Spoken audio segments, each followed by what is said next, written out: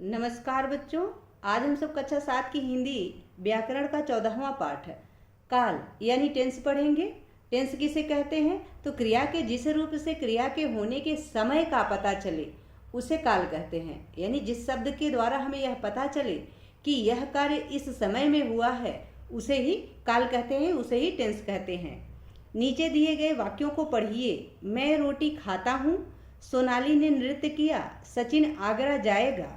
इन वाक्यों में क्रिया के होने के समय का पता चल रहा है। पहले वाक्य में यानी मैं रोटी खाता हूँ, इसमें काम के अभी होने का पता चल रहा है। दूसरे वाक्य में यानी सोनाली ने नृत्य किया, काम हो चुकने का। तथा तीसरे वाक्य में यानी सचिन आगरा जाएगा, इसमें काम भविष्य में होने का पता चलता है कि काम भविष्य में होगा।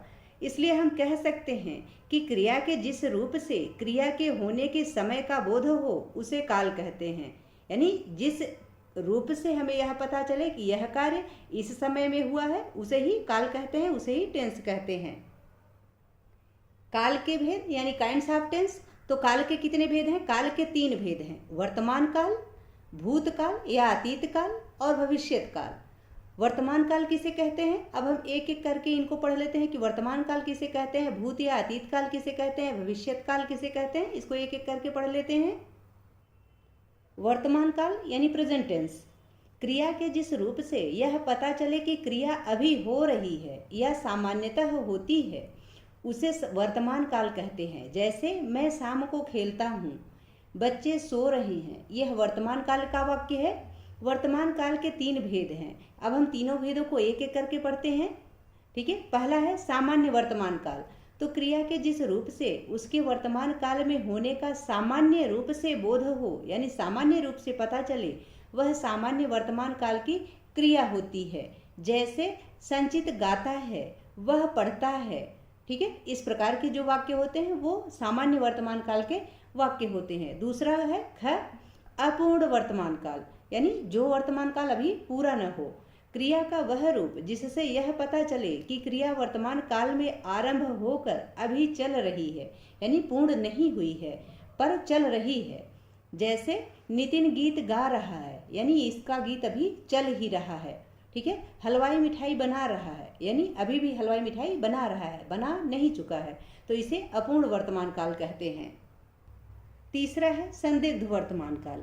जिस क्रिया के वर्तमान काल में होने के बारे में संदेह हो वह संदिग्ध वर्तमान काल कहलाता है। यानी जिसके होने में संदेह हो, हमें शंका हो कि वह काम हुआ होगा या नहीं हो रहा है या नहीं हो रहा है, वहाँ संदिग्ध वर्तमान काल होता है। जैसे संचित पढ़ता होगा यानी कंफर्म नहीं है कि वह पढ़ता होगा या नहीं होगा। माताजी खाना बना रही होंगी, तो ये भी कंफर्म नहीं है, इसलिए यहाँ संदिग्ध वर्तमान काल है। ठीक है। दूसरा है भूतकाल या अतीत काल, इसे पास्ट टेंस कहते हैं। ठीक है।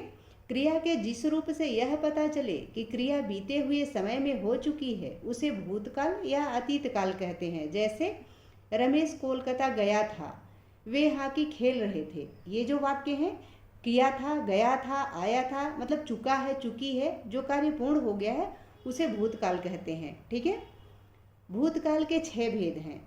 तो एक एक करके हम 6 भेदों को पढ़ते हैं। पहला है सामान्य भूतकाल। क्रिया के जिस रूप से काम के सामान्य रूप से बीते हुए समय में पूरा होने का बोध हो उसे सामान्य भूतकाल कहते हैं। जैसे राम ने रावण को मारा, हम चिड़ियाघर गए। ये वाक्य जो हैं ये सामान्य भूतकाल के वाक्य हैं। दूसरा है आसन्न भूतकाल। क्रिया के जिस रूप से यह पता चले कि क्रिया अभी अभी ही पूरी हुई है उसे आसन्न भूतकाल कहते हैं। यानी जिससे हमें यह पता चले कि यह कार्य तत्काल ही पूरा हुआ है, जस्ट अभी पूरा हुआ है, वहाँ आसन्न भूतकाल होता है। जैसे माताजी खाना बना चुकी हैं यानी जस्ट अभी बना चुकी हैं, वह नहा कर आई है यानी तुरंत ही नहा कर आई है। ठीक है। ऐसे वाक्य जो होते हैं वो आसन्न भूतकाल के वाक्य होते हैं। तीसरा है अपूर्ण भूतकाल।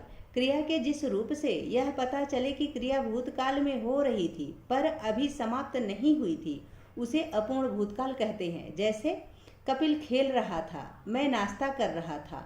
इस प्रकार के जो वाक्य होते हैं ये अपूर्ण भूतकाल के वाक्य होते हैं। यानी कार्य वहाँ पूर्ण हुआ नहीं बताया जाता कि कार्य पूरा हो चुका है। ठीक है।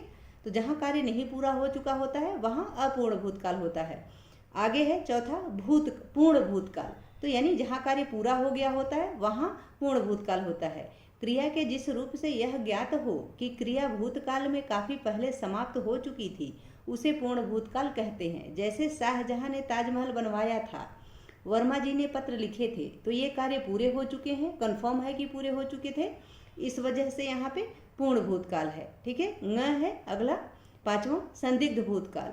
भूतकाल की क्रिया के जिस रूप से उसके भूतकाल में होने के बारे में संदेह हो यानी शंका हो उसे संदिग्ध भूतकाल कहते हैं। जैसे उसकी बस छूट गई होगी, अब दुकान बंद हो चुकी होगी, यानी शायद अब दुकान बंद हो चुकी होगी, इस समय 9 बज गए हैं तो दुकान बंद हो चुकी होगी, 8 बज गए हैं तो मार्केट बंद हो चुकी होगी। इस प्रकार जब हम सोचते हैं तो वहाँ संदिग्ध भूतकाल होता है, यानी हमें शंका होती है कि ऐसा हो चुका होगा।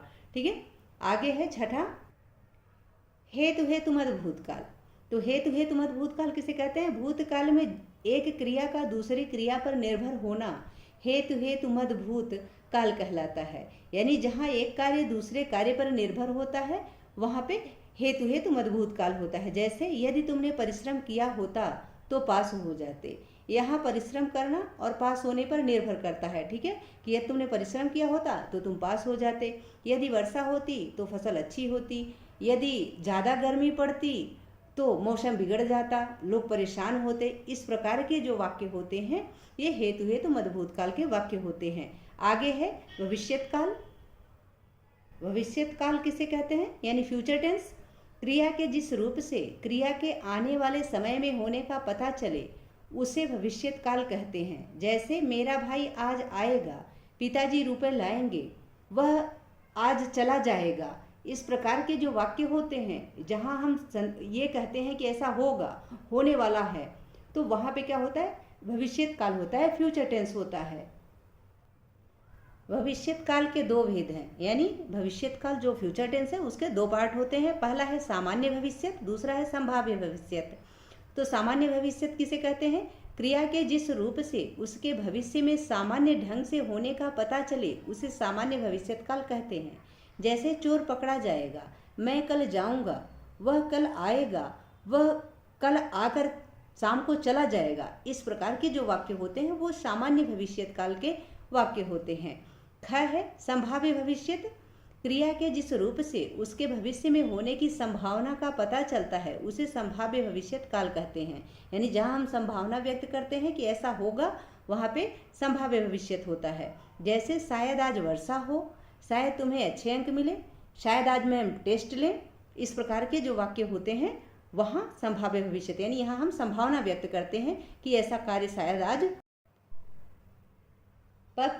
पक्ष यानी एस्पेक्ट। प्रत्येक कार्य व्यापार किसी काल अवधि के बीच होता है जो प्रारंभ से अंत तक फैला रहता है। इस फैली हुई काल अवधि में कार्य व्यापार को देखना पक्ष कहलाता है।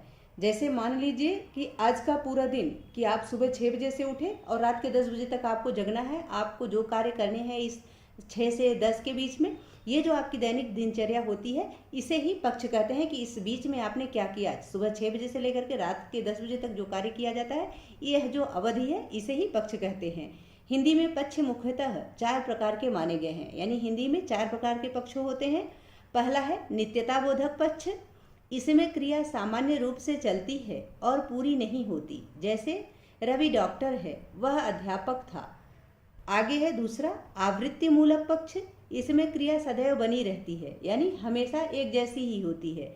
जैसे सूरज पूरब से निकलता है, यह कंफर्म है कि सूरज हमेशा पूरब से ही निकलता है, पश्चिम में अस्त होता है, चांद रात्रि को निकलता है। इस प्रकार के जो वाक्य होते हैं वो आवृत्ति मूलक पक्ष में आते हैं। तीसरा है सातत्य बोधक पक्ष। इसमें उस समय का बोध होता है जब कार्य निरंतर चल रहा हो। जैसे रमेश पढ़ रहा है, गीता लिख रही है। इस प्रकार के जो वाक्य होते हैं कि सीता साइकिल चला रही है, इस प्रकार के जो वाक्य होते हैं वो सातत्य बोधक पक्ष में आते हैं। आगे है चौथा पूर्णकालिक पक्ष।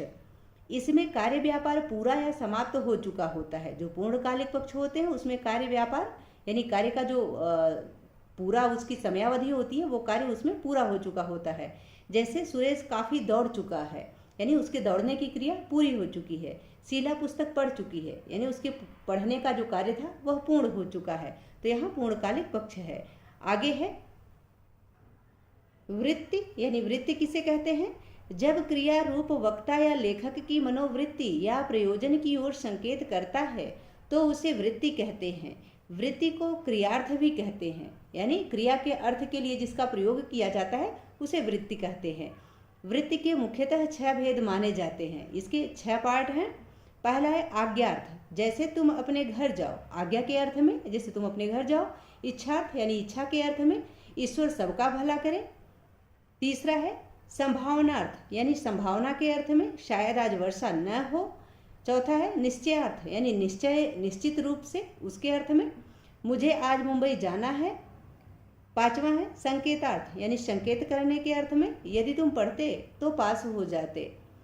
छठा है प्रश्नार्थ, अब मैं क्या करूं, यानी जब प्रश्नवाचक होते हैं जहाँ, अब मैं क्या करूं, अब कैसे होगा, इस प्रकार के जो वाक्य होते हैं वो प्रश्नार्थ वाक्य होते हैं। ठीक है, आगे है, यह पाठ समाप्त हो चुका है। अब तक आपने पाठ में पढ़ा कि किसी क्रिया के जिस रूप से उसके करने या होने के समय का पता चले उसे काल कहते हैं।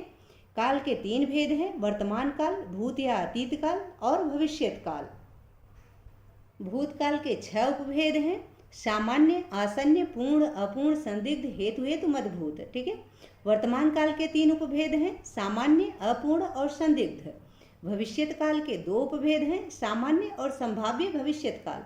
ठीक है, आशा है कि यह पाठ आप सबको बहुत अच्छे से समझ में आ गया होगा।